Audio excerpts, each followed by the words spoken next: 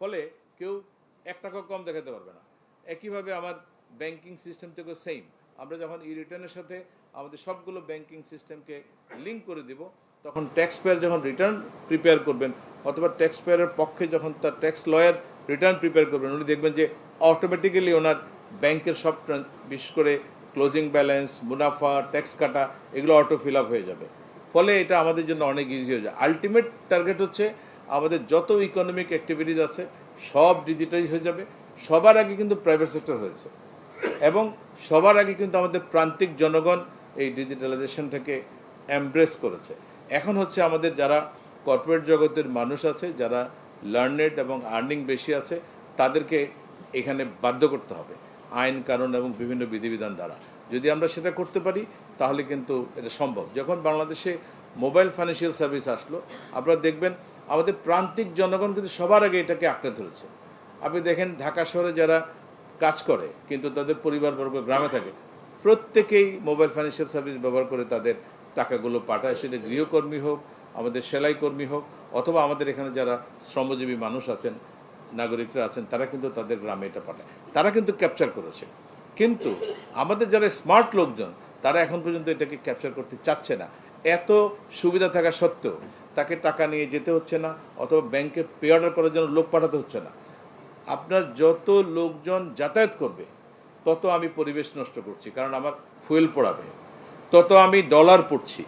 আমার hard earn remittance, যেটা আমাদের কষ্ট করে আমাদের কি বলে প্রবাসী কর্মীরা মাথার ঘাম পায়ে ফেলে যে হার্ড আর্ন ডলার আমাকে রিমিট করতেছে, সেটা দিয়ে আমি তেল কিনে সেটা পোড়াচ্ছি অহেতু, রাস্তায় জ্যামের মধ্যে বসে বসে তেল পোড়াচ্ছি, তার মানে আমি ডলার পোড়াচ্ছি। এটা কিন্তু কমে যাবে আমার আলটিমেটলি সব দিক থেকেই, স্বচ্ছতা, জবাবদিহিতা এবং কস্ট সেভিং, সব দিক থেকে এটা আমাদেরকে উপকার করবে। তা আমরা কতগুলো জিনিস এখানে এনশিওর করতে চাই, সেটা হলো যেটা বললাম যে যেমন আমাদের অর্থ বিভাগের প্রতিনিধি বলেছে প্রায় 200-র মতো গভর্নমেন্ট রেভিনিউ এখন আমাদের এই চালানে আমরা জমা দিতে পারি। এর বাইরে কিছু ম্যানুয়াল চালান এখনও আছে। আমি মনে করি ম্যানুয়াল চালান পুরোটাই বন্ধ করে দেওয়া উচিত। এবং এখানে আরেকটা বড় প্রবলেম আছে যেটা আমরা ফেস করি আমাদের কিছু বিভিন্ন ছোটোখাটো ইয়েতে রেভিনিউর দিক থেকে, সেটা হলো 2018 সালে আমরা যে নতুন 56 ডিজিটের ইকোনমিক কোড করলাম এবং 7 ডিজিটের, আগে 4 ডিজিটের আমাদের ইকোনমিক কোড ছিল, এখন আমরা করছি 7 ডিজিট। এই যে নতুন কোড 2018 সালে বাস্তবায়ন করলাম, 26 সালে এসে এখনও দেখি পুরনো কোডে 4 ডিজিটে জমা দেওয়া হচ্ছে। 4 ডিজিটে জমা দেওয়ার পরে যেটা হয়, এটাকে আবার কনভার্ট করতে হয় 7 ডিজিটে। এই টাকাটা কিন্তু আমি রিয়েল টাইমে আমার পিকচারে পাই না, ফলে আমাদের কালেকশন ফিগার দেখাতে একটু অসুবিধা হয়। এটা আমরা অনেকবার অনুরোধ করেছি ফাইন্যান্স ডিভিশনকে, এখন ক্যাটেগরিক্যালি চিঠি দিয়ে বলতে হবে আর কেউ 4 ডিজিটের ওল্ড কোড দিয়ে টাকা জমা দিতে পারবে না। অনেক লম্বা সময়, কত বছর, 18 থেকে এখন 26, 8 বছর। 8 বছর পর্যন্ত তো আমি এই পুরনো কোড ক্যারি করা দরকার না। এটা গেলো একটা। আরেকটা হচ্ছে যেটা নিয়ে আমাদের সবাই কনসার্ন, আমরা যেহেতু মাইক্রো লেভেলে টিডিএসের টাকা প্রত্যেক ট্যাক্স পেয়ারকে ক্রেডিট দিতে হবে, এটা এতদিন পর্যন্ত সার্টিফিকেট নির্ভর ছিল এবং এটা কারেক্ট, কারণ তখনকার দিনে একটা চালানে জমা দিত এবং সবাই সার্টিফিকেট দিবে।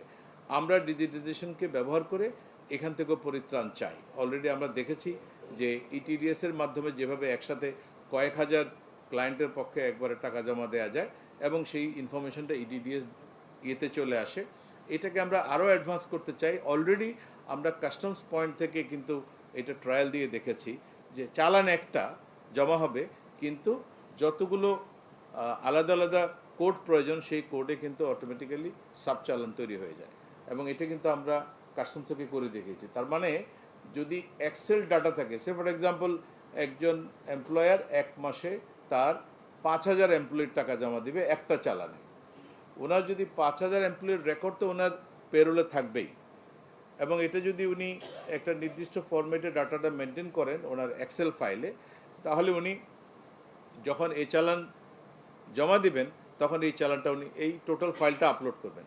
আপলোড করলে টোটাল টাকাটা জমা হবে আপনার এখান থেকে ওয়ান গোতে, কিন্তু চালান জেনারেট হবে সেই 5,000।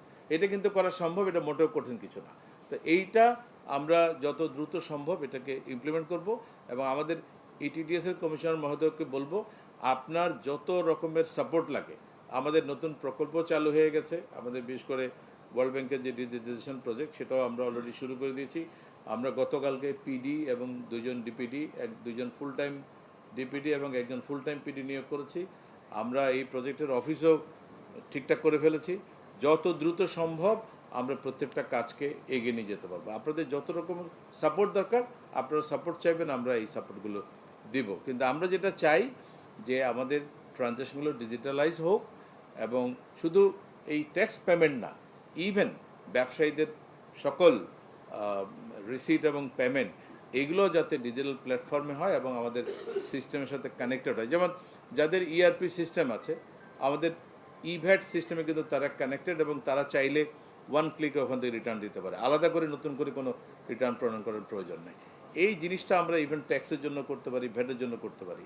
আমরা নতুন করে উদ্যোগ নিব, যারা স্মল স্কেলের ব্যবসায়ী, ভিএটি, যারা নিজেরা সফটওয়্যার তৈরি করতে পারবে না অথবা নিজেরা সফটওয়্যার কিনতে পারবে না, তাদের জন্য আমরা একটা কমন সফটওয়্যার তৈরি করব আমাদের এনবিআর থেকে, এবং এটা তারা ব্যবহার করবে, এবং এটাকে আমরা লিঙ্ক করে দেবো আমাদের ইভ্যাট সিস্টেমের সাথে, যাতে করে রিটার্নগুলো অটোমেটিক্যালি দিতে পারে। এরকম আমাদের আরও অনেকগুলো পরিকল্পনা আছে। ভেরি রিসেন্টলি আমাদের সাথে একটা ব্যাংক তারা একটা প্রপোজাল নিয়ে আসছে যে বিশেষ করে যারা এখন ভ্যাট নেটের মধ্যে নাই, তাদেরকে তারা বিভিন্ন রকমের ব্যাংকিং প্রোডাক্টের মাধ্যমে এই নেটের মধ্যে নিয়ে আসবে, এবং আমরা তাদের কাছ থেকে ভ্যাট পাবো। এবং ট্যাক্সের ক্ষেত্রে বিশেষ করে যারা স্মল ইনভেস্টর, তারা ট্যাক্সের ক্ষেত্রে একটা রিলিফ চাচ্ছে। তা আমরা বলেছি এটাও আমাদের পক্ষে দেওয়া সম্ভব, কারণ আমাদের আইনে অলরেডি যারা আমরা যাদেরকে এসএমই বলি, স্মল অ্যান্ড মিডিয়াম এন্টারপ্রাইজ, তাদের একটা ভলিউম কিন্তু ট্যাক্স এক্সেম্পটেড আছে, কিন্তু এটা তারা কখনোই ইউজ করতে পারে না। আমরা সেই আইনের বিধানটাকে প্রয়োগ করে ভ্যাটটা, যেহেতু ট্যাক্স যিনি জমা দিচ্ছেন উনি কিন্তু ভ্যাট দিচ্ছেন না, এই ফান্ডামেন্টালস জিনিসটা একটু আপনাদের মাধ্যমে, সাংবাদিক বন্ধুদের মাধ্যমে আমরা সাধারণ ব্যবসায়ীদেরকে বোঝাতে চাই। ভ্যাট ইনকাম ট্যাক্সটা দেন হচ্ছে ব্যবসায়ীরা, কিন্তু ভ্যাট ব্যবসায়ীরা দেন না। ভ্যাট ব্যবসায়ীরা কালেক্ট করেন তাদের কাস্টমারের কাছ থেকে। এটা সরকারের পক্ষ থেকে একটা পবিত্র দায়িত্ব তারা পালন করে অ্যাজ এ কালেক্টিং এজেন্ট, সুতরাং ওনারা এটা জমা দিয়ে দেয়। সুতরাং ভ্যাটের ক্ষেত্রে ওনাদের পুরো ভ্যাটটা হিসাব করে জমা দিতে হবে, যে এই উদ্যোগটা ওনারা আমাদের কাছে প্রপোজ করেছেন। এখনও পারসেপশন পর্যায়ে আছে। আমরা যদি এটাকে ম্যাচুরিটি পর্যায়ে নিতে পারি, তাহলে যে স্মল যারা ব্যবসায়ী, তাদের ভ্যাট নিয়ে ভয় নেই, কারণ তারা কাস্টমার থেকে আদায় করে। তাদের ভয় হলো আমাকে যদি ইনকাম ট্যাক্স ওয়ালারা যদি ধরে। তো সেই ক্ষেত্রে আমাদের যে এসএমইদের জন্য যে আমাদের বলা আছে 70 লাখ টাকা পর্যন্ত যদি বছরে তার টার্নওভার হয়, তাহলে তাকে ট্যাক্স দিতে হবে না। আমরা এটাকে ডিজিটাল ফরম্যাটে নিয়ে এসে, ওই রাখিমালের ব্যবসা না, যারা সত্যিকার অর্থেই ব্যবসা বাণিজ্য করে এবং তাদেরকে নেটওয়ার্কে নিয়ে এসে আমি ভ্যাটটা পেলাম, এবং ট্যাক্স থেকে তাদেরকে যতটুকু তারা লিগালি অব্যাহতি পায় সেটা অ্যালাউ করলাম, আমার নেট কিন্তু অনেক বড় হয়ে যাবে। আপনাদের সবার সহযোগিতা থাকলে, আমাদের আর বেশি সময় নেই, আমাদের নেক্সট জেনারেশন যারা আছে, আমরা ইনপুট দিয়ে যাব। এগুলো যদি একটা একটা করে ক্যারি করি, তাহলে আমাদের ট্যাক্স রেভিনিউর যে দৈন্যতা, আমাদের যে ট্যাক্স জিডিপির যে দৈন্যতা, এটা আমরা সবাইকে নিয়ে একসাথে কাজ করে ইনশাল্লাহ এখান থেকে আমরা মানে অনেক অনেক দূর যেতে পারবো। আমাদের ট্যাক্স জিডিপির ইস্যু কম, আমাদের ট্যাক্স প্রপারলি কালেকশন হয় না, আমাদের লোকজন ট্যাক্স নেটে নাই, আমাদেরকে এগুলো আর শুনতে হবে না। তা আমরা আশা করি যে এই টোটাল যে সিস্টেম অ্যান্ড প্রসেস, আমাদের সবচেয়ে বড় ইনএফিসিয়েন্সি হচ্ছে আমাদের গভর্নেন্সের মারাত্মক ইনএফিসিয়েন্সি। এটাও যদি আমরা ডিজিটাল প্ল্যাটফর্মে নিয়ে আসতে পারি, এই ইনএফিসিয়েন্সি আমাদের দূর হয়ে যাবে। আমি কালকেও নারায়ণগঞ্জে এই কথাটা বলেছি যে আমাদের মানে টোটাল রেভিনিউ অ্যাডমিনিস্ট্রেশনের যে বেসিক কাজগুলো, এগুলো আমাদের ডিজিটাইজেশন প্রসেস শুরু হওয়ার পর আমরা মনে করেছি আমাদের আর ম্যানুয়াল রেকর্ডপত্র রাখা লাগবে না। এই জায়গাটাতে বড় একটা ভেজাল হয়ে গেছে।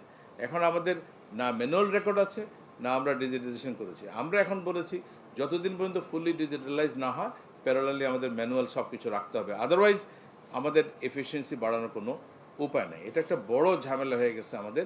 আমরা কোনো তথ্য উপাত্তই ঠিকমতো পাই না। আগে যেরকম রেজিস্টার থেকে আমরা পেতাম, এখন আমরা বলছি হ্যাঁ ডিজিটাল সিস্টেম থেকে পাবো, কিন্তু সব যদি ডিজিটালাইজ না হয়, তাহলে তো আমি এই পিসমিল যে ডাটা বা ইনফরমেশন, এটা দিয়ে কিন্তু আপনি পলিসি ডিসিশন নিতে পারবো না। আপনাদের সবার যদি সহযোগিতা থাকে, ইনশাল্লাহ আমরা আশা করি যে আমাদের এফিসিয়েন্সি বাড়বে, আমাদের ফাঁকি কমবে, আমাদের যে অপব্যবহারগুলো হয়, ভোগান্তিগুলো হয়, সেগুলো কমবে, এবং ট্যাক্স পেয়াররা যেই ট্যাক্সটা দেন সেটা সরাসরি গভর্নমেন্ট এক্সচেকারে আসবে। এবং এটার আপনারা দেখেছেন যে অনেক অনেক জাল চালান হয় অনেক। এখন কিন্তু আপনি যখন অনলাইনে পেমেন্ট করবেন এখানে জাল জালিয়াতি করার কোনো সুযোগ নাই, এটার কোনো অপশানই নাই, এটা 100% ট্রান্সপারেন্ট। তা আমরা আশা করি যে অন্য যারা মোবাইল ফাইন্যান্সিয়াল সার্ভিসের যারা আছেন তারাও একইভাবে লার্জ ভলিউম ট্রানজ্যাকশনগুলোকে এনকারেজ করবেন। আর আমাদের সবচেয়ে বড় সুবিধা হলো যেটা আমাদের অর্থ মন্ত্রণালয়ের প্রতিনিধি বলেছেন যে আমরা রিয়েল টাইম টাকাটা পেয়ে যাই। আগে যেটা হতো পে অর্ডার এবং চেক, আমার অনেক অভিজ্ঞতা আছে, অসংখ্য পে অর্ডার ট্যাক্স পেয়ার দিয়েছে, 6 মাস পার হয়ে গেছে, এই পে অর্ডার কিন্তু ক্যাশ করা হয়নি। অসংখ্য ক্রস চেক আমাদের ডেপুটি কমিশনারদের ড্রয়ারে পড়ে আছে, ওনারা এটাকে ঠিকমতো জমা দেন না, পরবর্তীতে ট্যাক্স পেয়ারকে আবার নতুন করে দিতে হয়েছে। এটা কিন্তু অনেক অনেক ঘটনা ঘটেছে এখন যেটা হচ্ছে। এবং এটা কিন্তু আমি আগেও বলেছি, আমাদের ট্যাক্সের মেম্বার এবং ভ্যাটের কাস্টমসের সবাইকেই বলবো যে পে অর্ডারে এবং ক্রস চেকে যদি টাকা নেওয়ার এখনও কোনো সুবিধা বা বিধান থাকে দয়া করে এটা বাতিল করতে হবে। নো ওয়ে, এখন আর ক্রস চেক পে অর্ডারে কোনো টাকা পয়সা নেওয়ার কোনো কারণ নাই। আমাদের মানে মোবাইল ফাইন্যান্সিয়াল সার্ভিস থেকে শুরু করে আমাদের ডিজিটাল পেমেন্ট থেকে শুরু করে সব কিছু এত সহজ হয়ে গেছে যে এখন আর কি কারণে একজন লোক পে অর্ডার দিবে, কারণ তাকে আবার ব্যাংকে যেতে হয়, পে অর্ডারের জন্য ফি দিতে হয়, সেই পে অর্ডার আবার কালেক্ট করার জন্য আমাকে অফিসে জমা দিতে হয়, উনি আবার এটা জমা দেওয়ার জন্য আবার ওনাকে কয়বার যেতে হয়। একটা পে অর্ডার করার জন্য ট্যাক্স পেয়ারকে প্রথমে তার লোক পাঠাতে ব্যাংকে, ব্যাংক থেকে উনি চার্জ দিয়ে পে অর্ডারটা করে নিয়ে আসেন, আবার তাকে লোক পাঠাতে হয় ট্যাক্স অফিসে এটা জমা দেওয়ার জন্য, এবার ট্যাক্স অফিসকে আবার এটা ব্যাংকে পাঠাইতে হয় হচ্ছে এটা মানে ক্যাশ করার জন্য। 3বার একটা ট্রানজ্যাকশনের জন্য 3বার লোককে দৌড়াদৌড়ি করতে হয়। কিন্তু আমি যদি ডিজিটাল পেমেন্টে নিয়ে নেই আমার কম্পিউটার থেকে বসে, যারা লার্জ ট্যাক্স পেয়ার আছে তারা 1000 কোটি টাকাও যদি আমার দিয়ে দেয় আমার এই মার্চেন্ট ওয়ালেট থেকে, করতে ক্ষতি নেই, বরং এটা আমরা টাইমলি টাকাটা পেয়ে যাই এবং আপনাদের অনেক অনেক সুবিধা হয়। ইভেন যে 30 টাকার ট্রানজ্যাকশন ফির কথা বলছেন, আমি মনে করি না যে কেউ 30 টাকার জন্য মাইন্ড করবে, কিন্তু আমরা যেটা দেখেছি গত বছর যে পার্সেন্টেজ ধরে টাকা নিত, চার্জ করতো, বিশেষ করে কার্ডে। পরে আমরা বাংলাদেশ ব্যাংকে চিঠি নিয়ে, কারণ এটা আমার জন্য একটা বড় প্রবলেম ছিল, যেহেতু অনেকেই কার্ড পেমেন্ট করে, কার্ডের মাধ্যমে পেমেন্ট করে, ওনার রেসিডুয়াল ট্যাক্স পেমেন্ট যেটা করতে হতো এই রিটার্নের মাধ্যমে, কার্ডে একটা পার্সেন্টেজ নিতে অনেক টাকা লাগতো, কেউ 2-3 হাজার টাকা খরচ করতে রাজি না, কিন্তু 30 টাকা 50 টাকা দিতে তার কোনো আপত্তি নেই, কারণ সে লোক পাঠালে তো 50 টাকা খরচ হতো। পরে আমরা বাংলাদেশ ব্যাংকে লিখে এই লিমিটটাকে আমরা ঠিক করে দিয়েছি, এটা ম্যাক্সিমাম 20 টাকা এবং 30 টাকার বেশি তারা নিতে পারবে না। না, আপনারা যদি ইভেন 30 টাকা নেন, আমার মনে হয় না যে যিনি 200 কোটি, যে আজকে আপনারা 100 কোটি টাকা জমা দিলেন, এই 100 কোটি টাকা জমা দেওয়ার জন্য 2 চালান যদি কারো 60 টাকা খরচ হয়ে থাকে, এইটার জন্য কেউ মাইন্ড করবে বলে আমার মনে হয় না। এবং এটা আপনারা রাখলেও রাখতে পারেন, উঠিয়ে দিলে তো মাশাআল্লাহ আরও ভালো, মনে করবেন যে এটা আপনারা কি বলে জনগণকে একটা ফ্রি সার্ভিস দিলেন আর কি। নিশ্চয়ই আপনাদের কোনো না কোনো মেকানিজম আছে যেটা দিয়ে আপনারা মনে করবেন যে এখান থেকে বেনিফিট আনতে পারবেন, সেটা ভিন্ন বিষয়, সেটা আপনার ক্লায়েন্টরা যারা আছে সেটা বুঝবে। তা আমি আপনাদেরকে সাধুবাদ জানাই, আমাদের সাংবাদিক বন্ধুদেরকে ধন্যবাদ জানাই যে আপনারা এসছেন, এটা কভার করেছেন। আমরা ধীরে ধীরে প্রত্যেকটা কাজকে এই ডিজিটাইজেশনে চলে যাব। আমার এই রিটার্নটা যদি এবার আমরা সাকসেসফুলি শেষ করতে পারি, দেন আমরা কর্পোরেট রিটার্ন এবং ইটিডিএস, এই বাকি এই দুটো সিস্টেমকে আগামী 2-3 মাসের মধ্যে আমরা একটা পর্যায়ে নিয়ে আসবো, যাতে করে এগুলো দৃশ্যমান রেজাল্ট আমরা দেখতে পাই। তা আপনাদের সবাইকে ধন্যবাদ, সবাই ভালো থাকবেন। আসসালামু আলাইকুম।